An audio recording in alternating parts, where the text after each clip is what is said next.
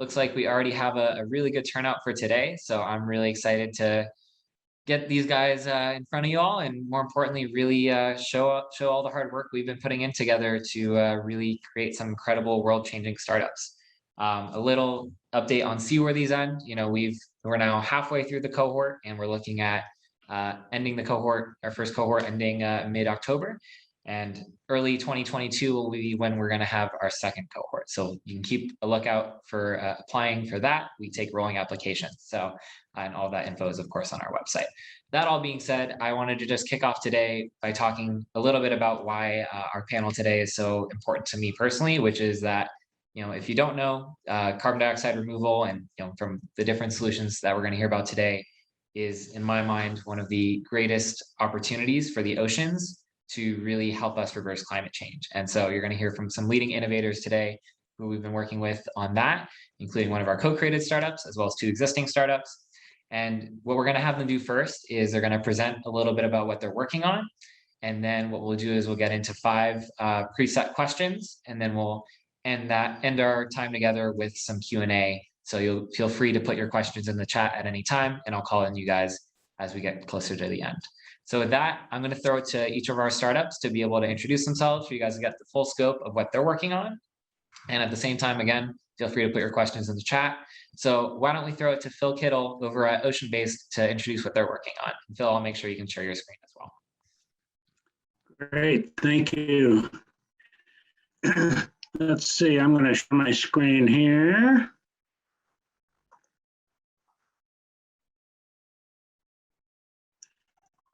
And go to full screen, hopefully.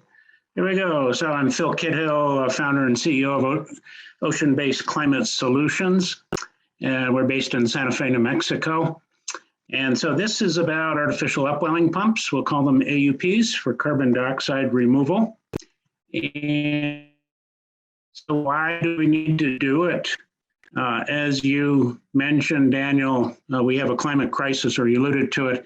Here's a slide showing the ocean heat content just over the last 20 years from the Argo sensors that were first deployed around 2000. You can see the oceans are absorbing the extra heat from our CO2 all the way down to 2,000 meters deep. And why is that happening? Well, we have a carbon footprint, and you might expect the top 1% income earners have a big footprint. In fact, they do nearly 80 tons per person per year. The top 10% pretty high at 20. The middle 40% is also unsustainable above the 2 tons per person per year level of sustainability. And the bottom 50% is sustainable, but of course they don't want to be. They want to move up into the 40% or the top 10%. So the global economy puts out a huge amount of CO2, and that's the overhang that we have. Here's a slide on the carbon cycle. I won't go through all the details, but merely to say that the ocean is the largest storehouse of carbon, nearly 40,000 gigatons, quite a bit more than all the land or other atmospheres. So the ocean controls the carbon cycle. And our AUPs work like this. They remove carbon dioxide. They're powered by ocean waves, wave energy. They deliver nutrients from the dark zone, 500 meters deep, up to the sunlit surface. And those nutrients trigger photosynthesis, growing phytoplankton. And the phytoplankton have to absorb CO2 out of the water in order to use the nutrients, metabolize the nutrients. So, and when the phytoplankton die or they're eaten, they're the base of the food chain. Zooplankton and fish, little fish, big fish, and others excreted. They sink in the form of particulate organic carbon. And there's multiple ways that POC gets sequestered, hundreds to thousands of years in the deep ocean. And here's the evidence. Limestone, the White Cliffs of Dover, that's particulate organic carbon accumulated over several billion years. Majority of Earth's carbon is held in limestone on the seafloor. So let's dive into the ocean. Here's a line from Hawaii to the Bay Area, the red line. If you dive in, most of the way, it's 5,000 meters deep. There's a huge amount of water, a huge potential reservoir for CO2. The blue line is the US EEZ, by the way, 200 nautical miles exclusive economic zone. So that just gives you an example of the depth of the oceans. And our technology goes far offshore in the deep oceans. And so we're marketing this to corporations who wish to become net zero. And here's a sample proposal. I won't tell you who it's for, but one of their objectives is to remove 3 million tons of carbon dioxide by 2030 from their carbon corporate footprint. And our proposal started with 20 of these AUPs next year, increased it by more than a factor of 10 the following year to 250, shown on the bottom green line, and up to 4,200 by 2030. And that gets them to the 3,066,000 actually net removal by 2030. The cumulative removal shown in the yellow area is actually over 39,000 tons removed. I'm sorry, 39 million tons removed. So CO2 is cumulative. And the price per ton that we put on this RFP started at $350 per ton. And we scale it down about 20% a year, targeting under $10 by 2040. So that's sort of our hallmark, is to hit the under $10 by that time frame. But now let's scale up and up and up. And scientists say we need to remove 1,000 gigatons CO2 by 2100, 9 zeros. Multiply it by 1,000, you got 12 zeros. It's a huge, huge amount. And how are you going to finance that? Well, with our technology, just as an example, 1,000 of our pumps, AUPs, cumulative by 2100 wouldn't even get you to 1 gigaton. It would cost $8 billion. 100,000 each year for 80 years still only gets you to 79 gigatons by 2100 at $800 billion cost. It would take 1,250,000 of our AUPs to get to the cumulative 1,000 or almost 1,000 gigatons by 2100. So that's how big the problem is, and a $10 trillion cost. There may be other lower costs, I don't know. I think we're among the lowest cost, but anyway, those are our numbers. So how much money is that? Well, that's 450 times bigger than the biggest IPO that's ever been floated on Wall Street. That was back in 2014, Alibaba. So take that IPO and do it every 2 months for 80 years. That's how much money is needed. So here we are. Happy to have you take a look at our website. Email me or Salvador Garcia, our Chief Revenue Officer. We'll be happy to talk to you. Thank you very much. Awesome. Thanks so much, Phil. So our next two startups that we have are actually, Phil, would you mind unsharing your screen, by the way? Let's see, I need to stop share. Okay, sorry about that. There we go. So now I want to move to our next two startups, which are both in the seaweed space. And I'll have Nicholas Kee from Kee Farms jump in next. Take it away, Nick. All right, can you guys hear me, see me? Are we good? All good. Perfect. All right, hi everyone. I'm founder and CEO of Kee Farms.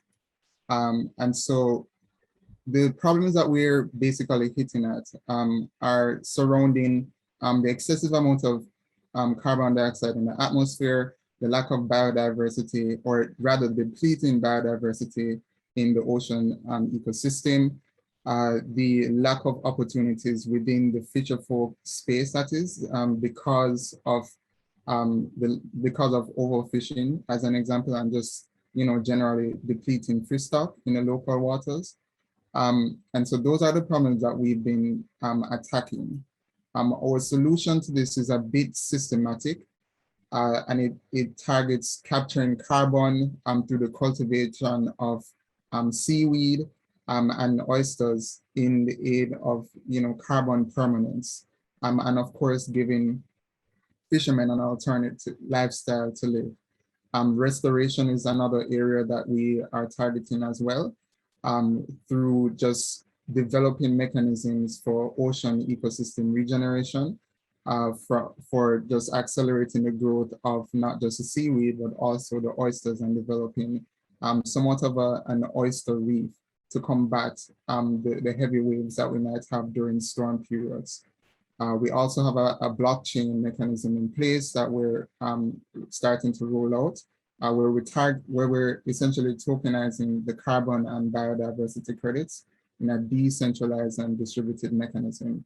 And the last piece surrounds the community itself in terms of just developing a network for the fishermen to sell their seaweed and oysters to us for us to then either sell it overseas or convert it into other byproducts along the value chain.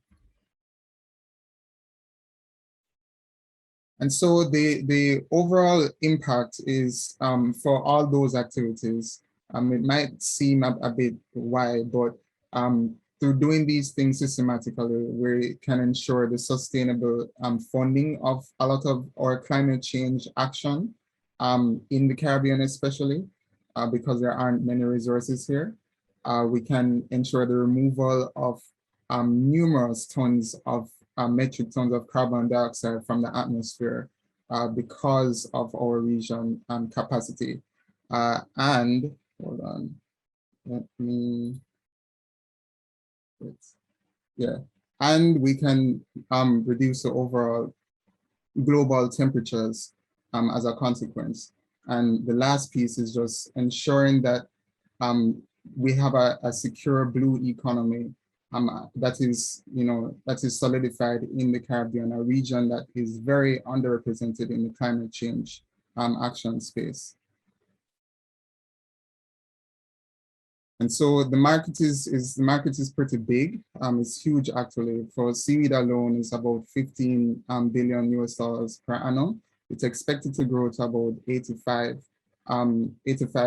billion US dollars per year in the next 4 years. And the carbon trading market alone is USD $272 billion as of last year. And with respect to, so right now the fishermen themselves, they get less than probably $1,000 on average per month. With our mechanisms in place, they can make up to $1,500 per month consistently through our network. So the business model is split up in 3 phases. So we're essentially growing and selling the produce. So that's the seaweed and the oysters themselves. And later down the line, of course, selling the byproducts such as activated carbon, as well as biochar. And in our pilot stage, we're looking at 10 acres of available sea space. And we're hoping to use this as a model for other fishermen along the way. The network itself, just branching off of what I had mentioned before. So our model would ensure that each fisherfolk community would be able to just not only cultivate and harvest their own seaweed, but acquire cash as well as carbon credit returns from their actions. And that would be facilitated through our blockchain mechanism, where we essentially take the percentage of sales of the seaweed, the oysters, and the byproducts, along with the carbon credits as well as the biodiversity credits, and put them into a pool to create a token that is consistently appreciating based on the activities of our farm.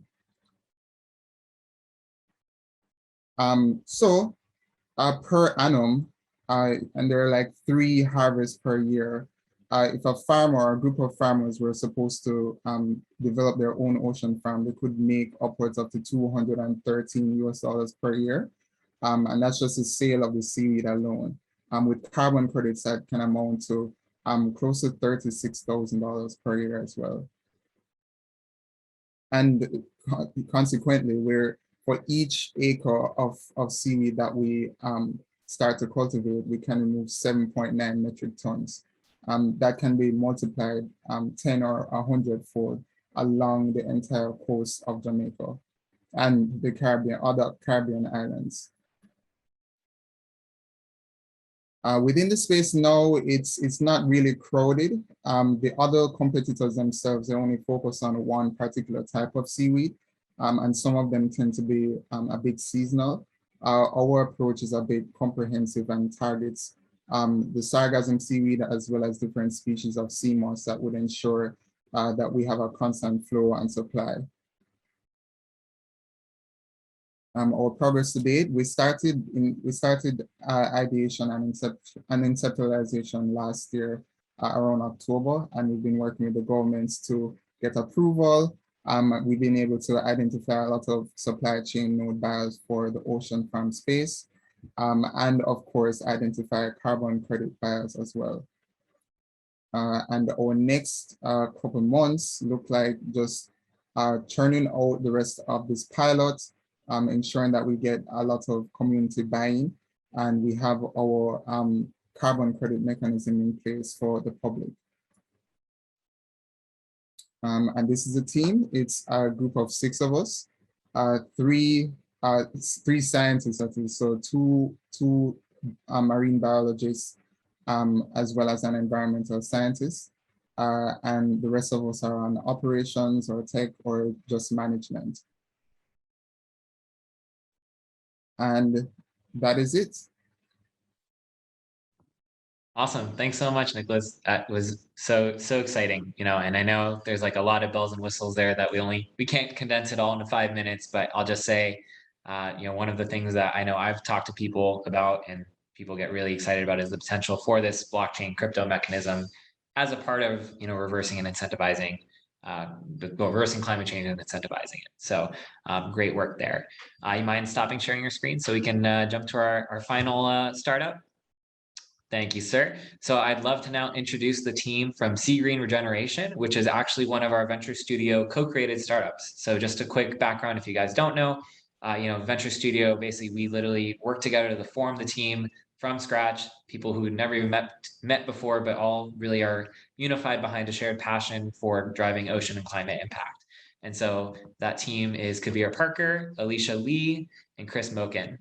So I would love to throw it to you guys if you want to run through what you guys are working on. Sure, I'll take it from here. Hi everyone, my name is Kabir. I am one of the founders of SeaGreen Regeneration alongside the amazing Chris and Alicia.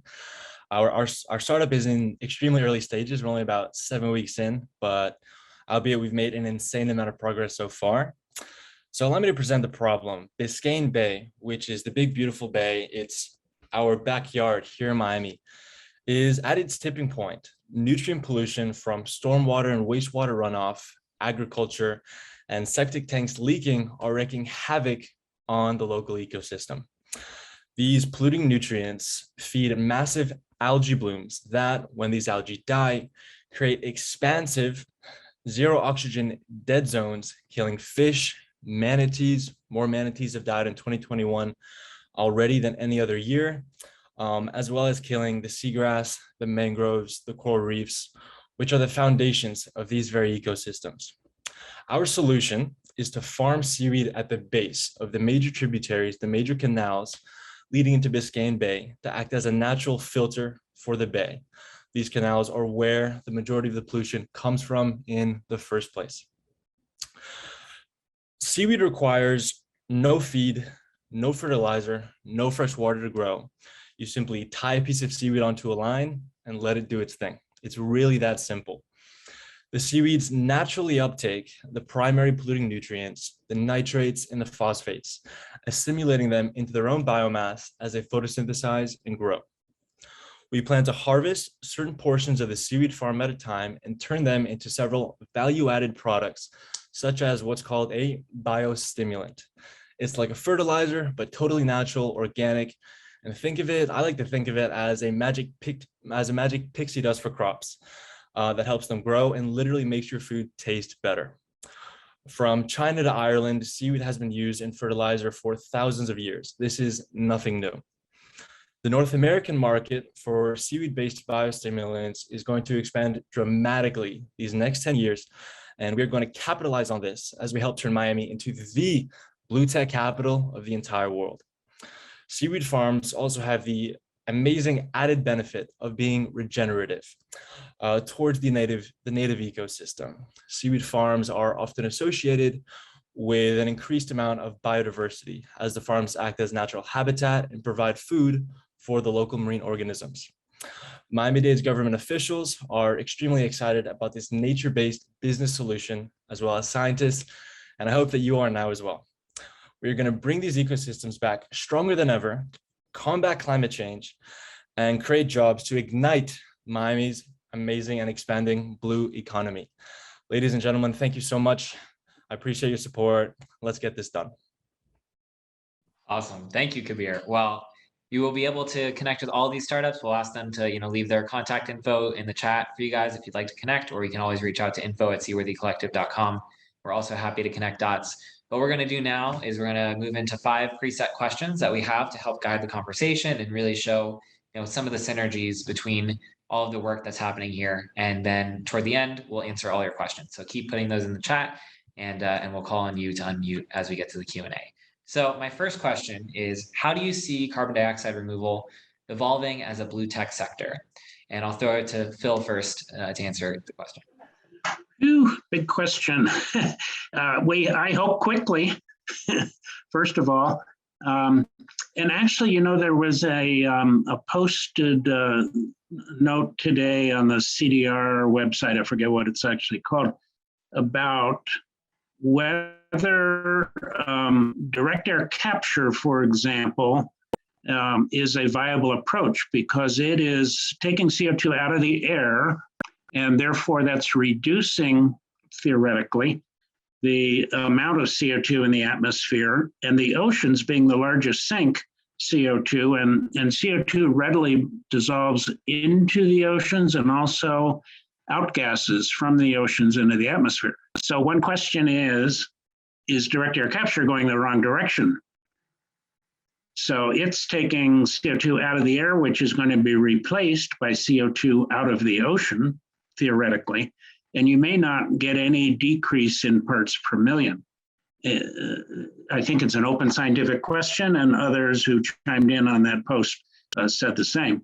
Whereas if you sequester CO2 in the ocean via phytoplankton or kelp or other biological means or abiotic means, I think you're going in the right direction. You're taking it out of the atmosphere and into the largest carbon sink. So putting it in that perspective, I think it's important to keep pursuing ocean CDR.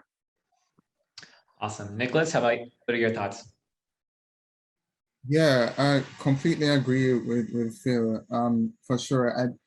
Based on what I'm getting from the engineered, I guess a heavy engineered physics space with respect to direct carbon capture, it doesn't seem scalable right now because of the materials that are needed to essentially extract all of the carbon dioxide. Conversely, it just takes so much energy to do the extraction itself. When we have inherently perfectly fine biological systems in place that can accommodate all of this at scale. I mean, it's no surprise to anyone, but the ocean, of course, is the largest. We have 70% of the world is made up of water.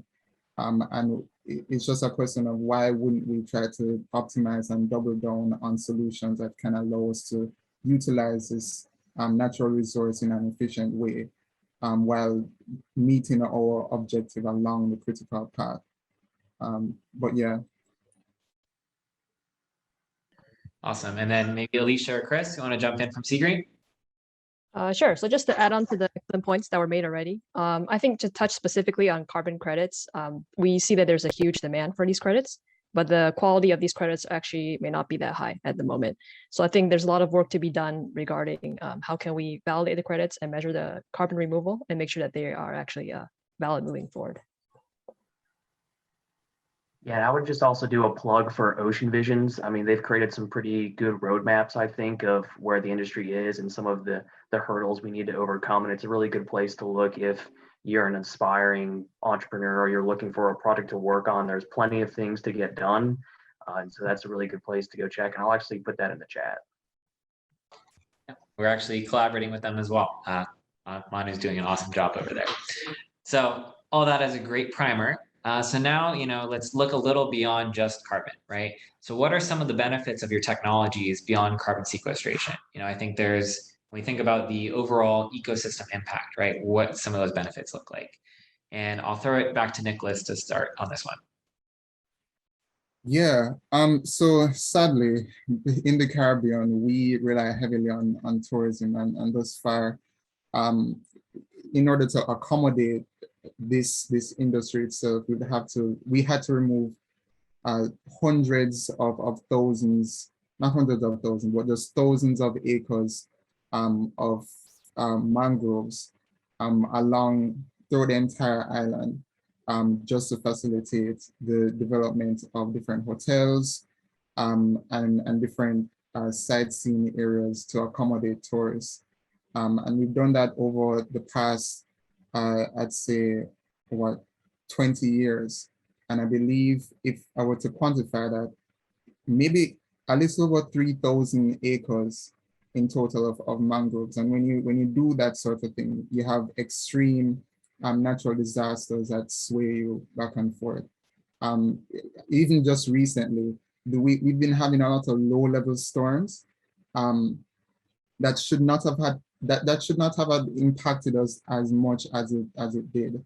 But it may have been just like a tropical storm, but it really felt like a Category 4 hurricane. Roads were damaged, roads were eroded. We lost power. A lot of the infrastructure was damaged, and that's mainly because we've been kind of chopping down a lot of the mangroves and not trying to, put up different barriers along to replace what we had damaged. And so what we're doing with respect to oysters, especially, is to try to facilitate the buffers that mangroves had already provided us in the past by creating oyster reefs, similar to, like coral reefs, if anything. Awesome. Bill, what's your thoughts? Great. Yeah, good question also, and a good response. Yeah, and so as you saw on the slide, from Hawaii to San Francisco, 3,800 kilometers of open ocean. That surface is basically an ocean desert out there, has very low levels of life because there are no nutrients. The nutrients that are upwelled naturally quickly get consumed, and for most of the year, it's like the Sahara, except it's water.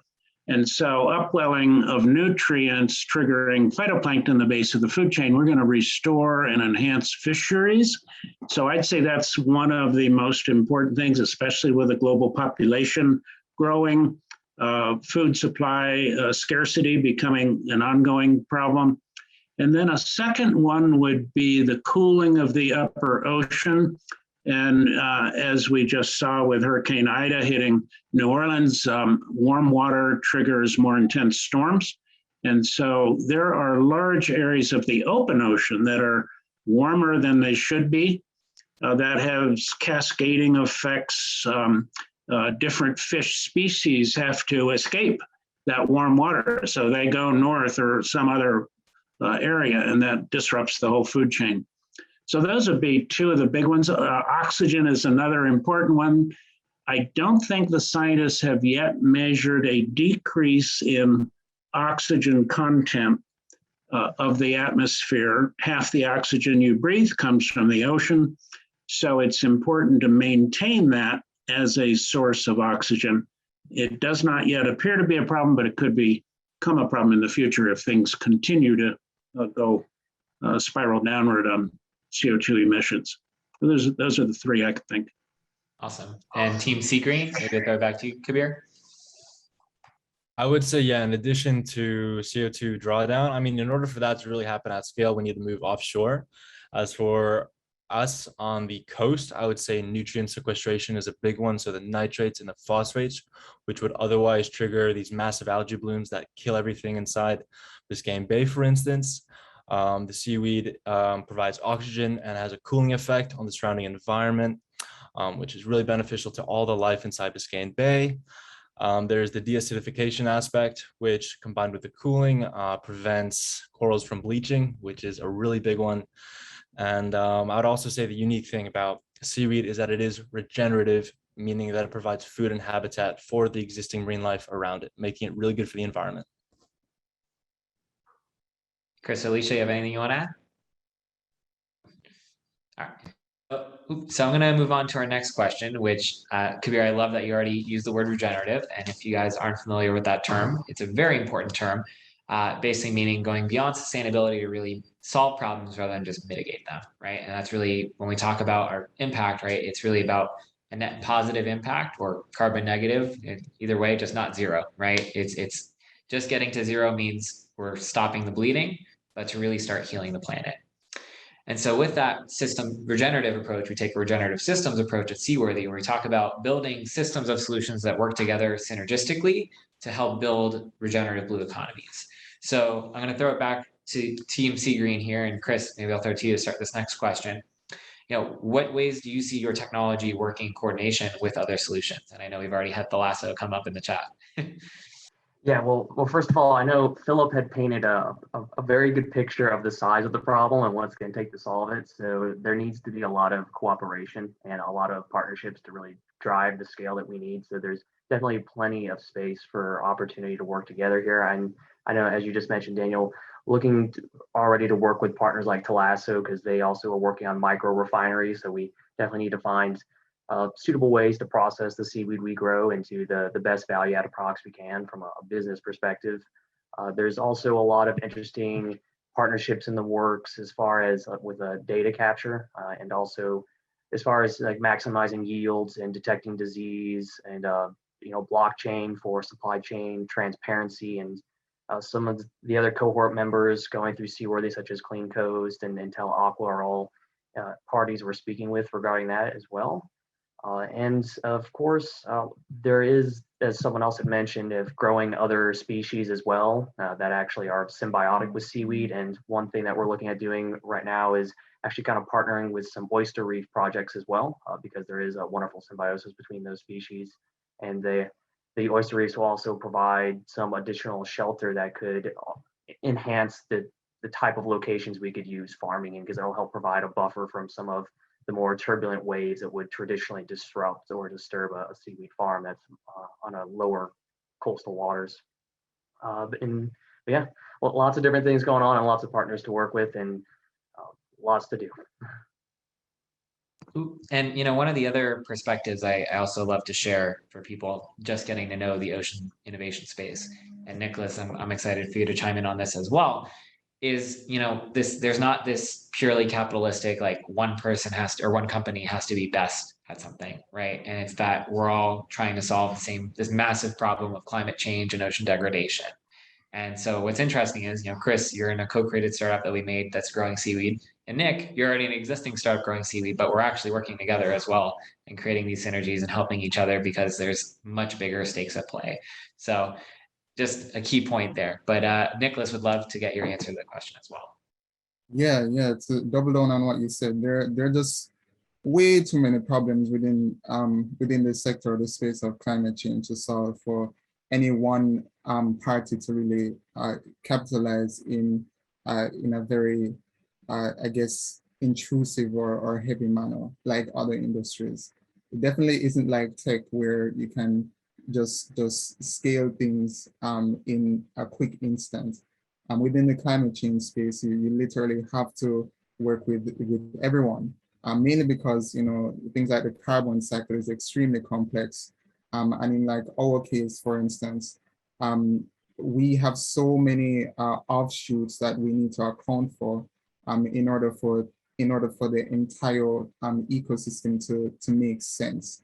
So even though it might seem like we're only just cultivating and harvesting seaweed and oysters, but aside from the more direct benefits of them. So like food, for instance, of providing food, that is, you can literally use seaweed and oysters for the creation of biochar, and that helps with the agricultural sector.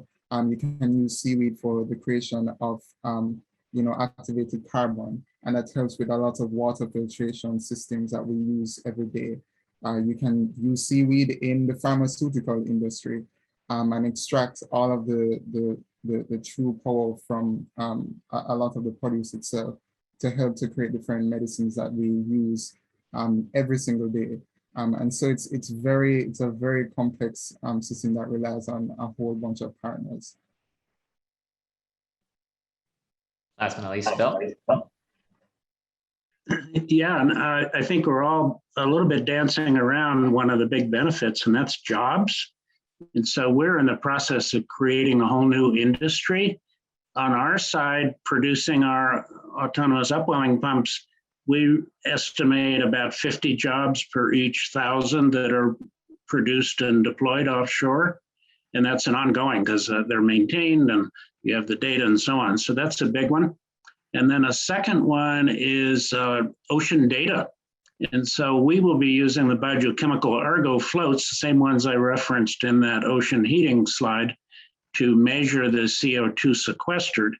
And we'll measure 2 to 4 times a day, and that's real-time data from 1,000 meters deep up to the surface of the effects of our pumps.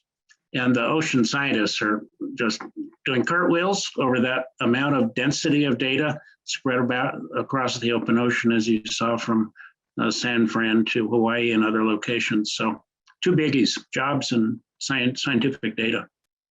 Awesome. Thanks, Phil. Well, seeing as we are a little running behind on time, I'm going to jump to our last question. So again, if you want to get those questions in for the Q&A, this is my last push on that before we switch over. I've already seen Heather get some great questions in there. So my last question for you guys is, what advice do you have for current aspiring blue and climate tech entrepreneurs looking to fight climate change with innovation? And I will throw it back to the team at SeaGreen. Kabir or Chris, you want to jump in?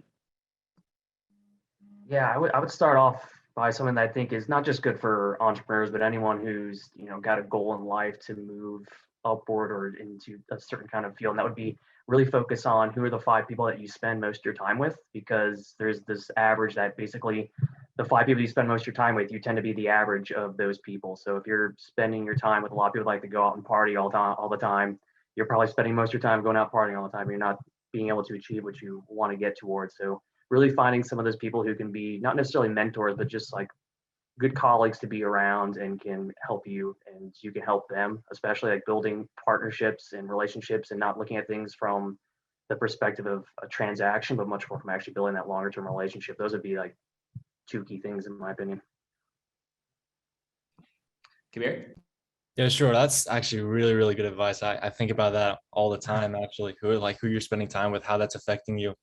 In addition to that, I mean, I can speak on my journey. How I got up until this point is I found out about seaweed through just like a random meeting, and I turned myself into an expert. I read all the scientific articles that I could. I reached out to all the different industry experts, and I basically asked them, what's going on? What are your biggest challenges? What are your bottlenecks? Where do you think the biggest opportunities are? And through those kinds of conversations, you start thinking about business plans and entrepreneurial ideas. Because usually entrepreneurs, they have tons of ideas and they're only working on one at a time. So they might even give you one, or they might inspire one of your own. So that's what happened to me, and that's what I would recommend. Yeah, and I'll even say from my end too, Kabir, that is very much a lot aligned with my own journey too, where it's just, you don't have to be an expert, and this is really the Seaworthy mantra. You don't have to be an expert in this stuff to do it, but if you're resourceful and willing to put in the hard work to figure it out, that's the entrepreneurial mindset right there. So I'll throw it to you, Nicholas, for your advice. Yeah, I think I have 2 major ones. I'd start with just thinking long term. This is not an industry that is, I guess, like tech, where I'm usually from. It's not really a 5 to 10 year play. It really is a 20 to 40 year play. And you have to think really critically about the space generally, but also decide to take a deep plunge, especially if you're not from the climate change space. into learning a lot about the industry itself. And we do that by doing a whole lot of due diligence through reading or speaking to, try to speak to as many experts as possible. And that will give you a greater appreciation for the types of problems that need to be solved and how to solve them. Awesome. Thanks, Nicholas. Last but not least, Phil. Hope you're on mute, Phil. Yeah. I'd say first, never give up, keep at it. And that's both a flaw and an avenue to pursue. I would say second, Daniel, totally admire your route of beating the drum and getting a great audience. And you've just pulled in all sorts of people who probably didn't think much about the ocean until you called them up and said, hey, I want to do this. So I'd say you're a great role model. Oh, thank you, Phil. I'm here for the wholesome stuff today too.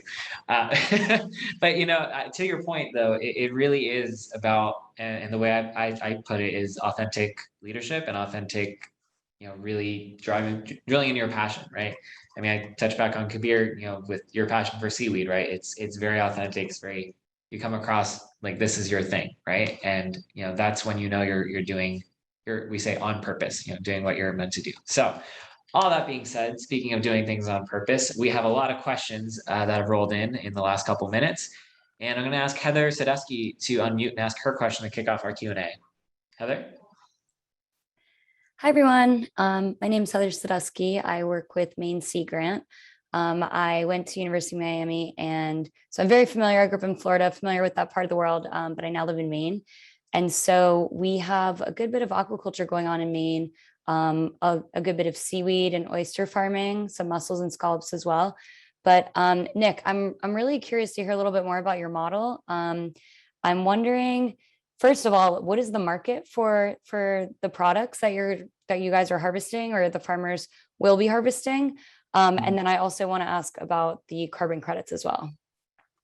Yeah. So the model itself, so we're cultivating and harvesting 2 species of seaweed, and we're just collecting another species. So sea moss, and you have 2 species within that, and then you of course have sargassum, and so that flows through the Caribbean Sea at mass.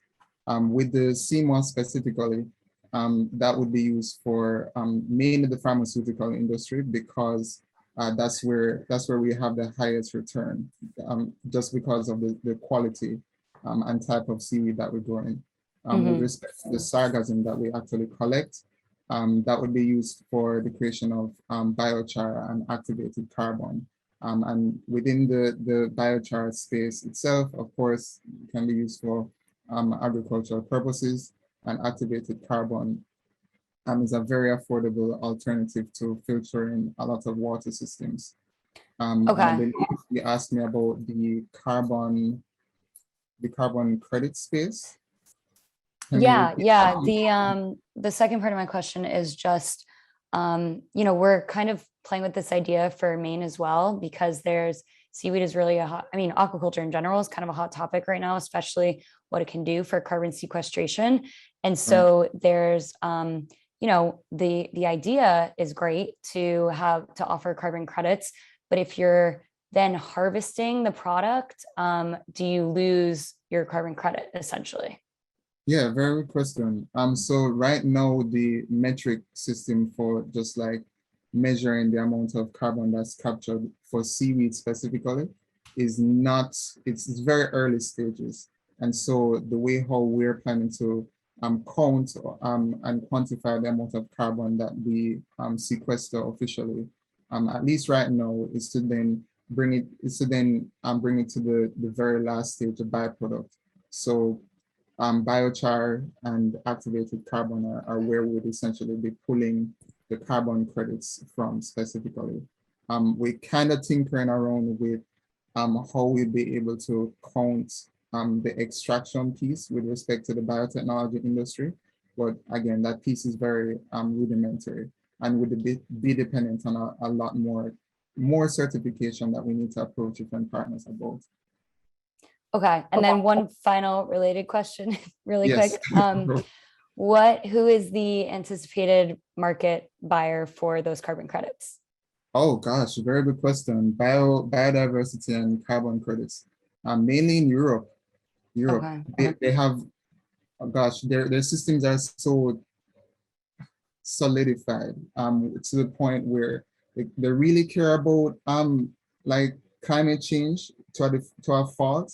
Like the entire region has come to a consensus, as opposed to like the US, where it's really kind of hit and miss, and it depends heavily on lobbying and state by state regulations, and a lot of private interests within the oil industry that won't really give up the tax dollars to help to fund this industry. But I'd say look to Europe. Okay, Anywhere. that's really good to know that they're buying carbon credits. That's really helpful. Carbon and biodiversity credits. Very cool. Thank you.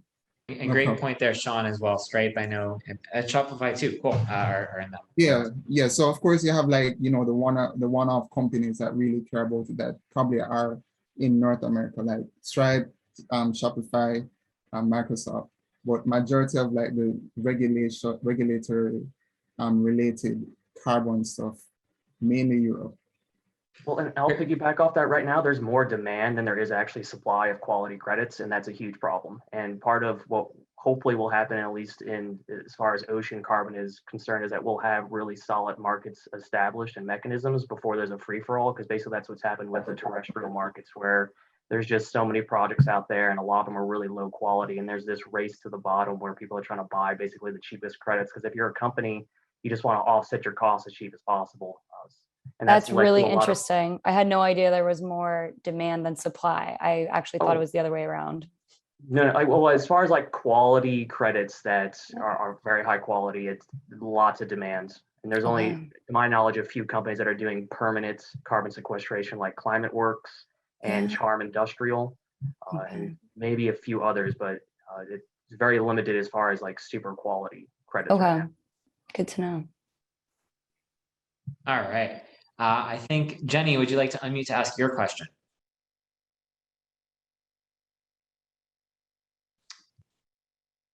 I don't know if Jenny's still with us. In that case, Chris, I saw you were asking about Phil's AUPs. Do you have any other question you wanted to ask? I know you answered a couple in the chat there.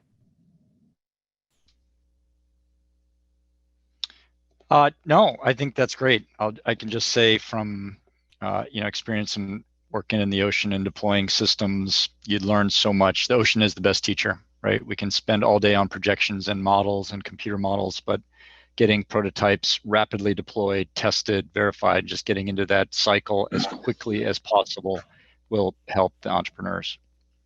It's also expensive. I understand that, but it's so often we think we know what we're doing until we go to the ocean, and then we have no idea what we're doing after that. Yeah, we've done over 100 days of ocean tests, many of them one-day tests because of the cost, because you can't afford to sit around all night and wait and hope that you're still, the device you're testing is still in sight. So yeah, getting out there and doing it is learning by doing. That's the way to do it. And to that point, by the way, underscored from a systemic level, right? I mean, this whole nature of prototyping for the ocean space is still very counterculture. There's a lot of this expectation that you have to have a PhD to innovate, right? And perfected it over 8 to 10 years. And we don't have that amount of time for taking on climate change. We need solutions 10 years ago. So it's really a case in point for innovation and prototyping now more than ever as well. So great point. I think we have time for one or two more questions here. So I did see, Stephanie, you want to help me out? Who was the person after Chris that we had? Sorry, trying to keep track. Oh, Smiley, that was it. Smiley, would you like to unmute and ask your question? Yeah, sure. Phil put up a slide that showed the carbon output versus income, I think it was. And it just got me thinking, like, are wealthier people taking more flights, or what are the things that we can do, like on a consumer level, to just reduce our carbon footprint, or what are the biggest things that we can do? besides buy a Tesla.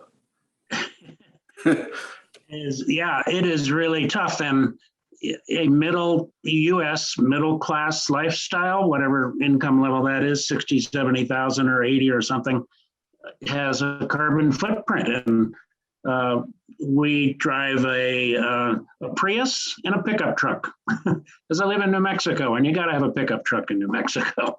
So we try to keep our carbon footprint down, and we now are many of us, almost all, probably working from home, and so don't have the carbon footprint of our commuting. But it is very difficult, and the reason I like to show that slide is that the bottom 50%, of course, they want a pickup truck and a Prius, 2-bedroom home or whatever. And so the carbon footprint is not going to go away anytime soon. And therefore, carbon dioxide removal is mandatory. And ocean carbon dioxide removal is the way to do it, whether it's any of us who are on the panel or others who will be on the next panels. Ocean CDR. And I also love to add, we also call climate change global warming, and it's a global problem, and the oceans make up 71% of the planet. So doing the math, if we really want to be really effective, we should not be terrestrially biased, as I like to say. So, it's a huge opportunity there, but beyond that, on the consumer level, I always love to toe the line of, is it on the consumer or is it on the system? And it's really a combination of both, but I think at the very least, it's great that we are aware of it, but how do we turn that into action? Because awareness campaigns aren't solving it alone. So that's my biggest point there. Chris or Nicholas or Kabir, do you have any other things you want to add to that? Yeah, I'd say the other thing is just rapid decarbonization. So on a personal level, if you can, especially for your home, like insulation and having renewable power, that is a huge value add. And there's a lot of companies working to do that right now, but we need to truly accelerate decarbonization. Yeah, I guess from my end, it's a bit unconventional or a bit wayward, but I personally don't believe our individual carbon footprint, or at least stamping that out, will really dent the problem.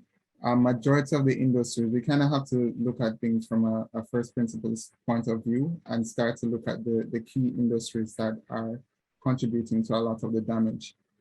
They happen to be, of course, everybody knows about oil, big oil that is, and the other big one is the big fishing industries.